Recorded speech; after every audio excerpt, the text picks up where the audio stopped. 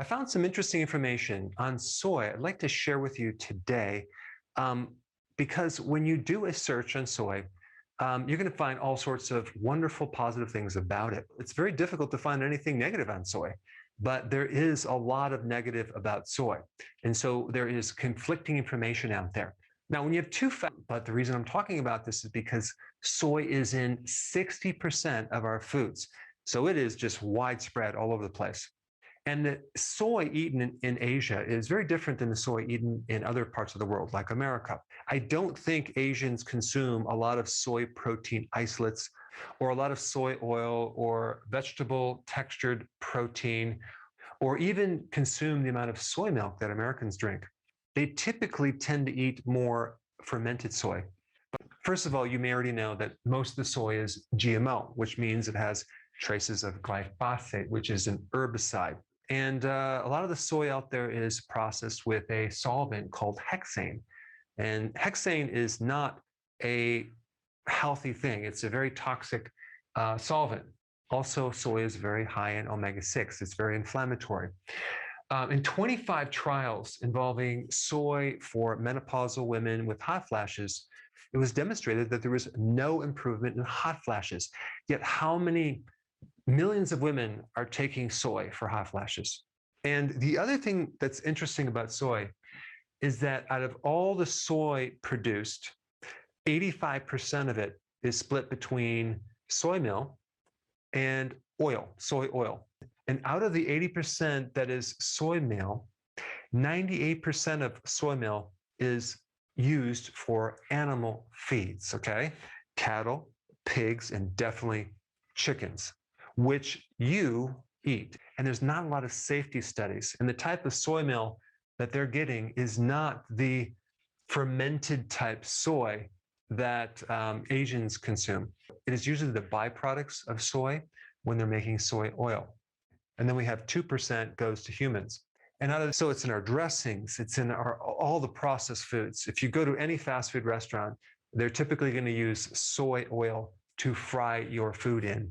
So we have a very refined, processed, rancid, highly omega-6 inflammatory oil, which has some slight minor complications, like disrupting your intestinal border. Talking about all the little villi that are supposed to absorb nutrients. There's a report that shows that it creates atrophy of those little villi. And then there's a series of compounds in soy, okay? One compound in soy shows a lot of conflicting information.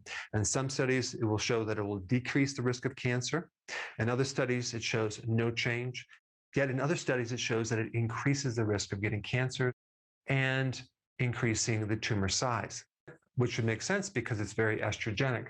And the same compound shows hepatotoxicity, that's toxicity to your liver, anti-thyroid activity, okay? So it shows the effect of blocking the conversion of T4 to T3, the active form of thyroid hormone. It even shows that it can block iodine. There's reproductive toxicity, there's endocrine disruption, so it messes with your hormones, infertility, allergies, nephrotoxicity, that's toxicity to your kidneys, and even pancreatic hypertrophy, where your pancreas is enlarging. So you can see it creates a lot of problems. But why is soy so prevalent in our foods? Well, this is my opinion. Soy is one of the foods that they subsidize, okay? So the government will actually pay farmers to grow that product. And you also have corn, wheat, and many other products. But soy, as being a subsidized product, is at the top of the list. So the very reason why we started subsidizing crops is to help farmers during times of need. But now it's used as a regular thing for farmers. Did you realize that 85% of subsidized products go to 50 multi-billionaires? It's just 50 CEOs. So I think it's very obvious to you why there's a huge push to get people to consume some of these products that are subsidized, like corn products, soy products, grains, and really turn these products into a healthy thing to consume. So there are some things you can do about this as a consumer, okay? Because if people buy these products less, then the market shifts to other products. So, number one, you want to be highly selective of what you order at a restaurant, okay? Don't order the fried foods. Don't order foods with soy. But start asking restaurants, what do you use as your cooking oils, okay? And ask them, do you have other oils that are not corn, canola, soy, cottonseed oil?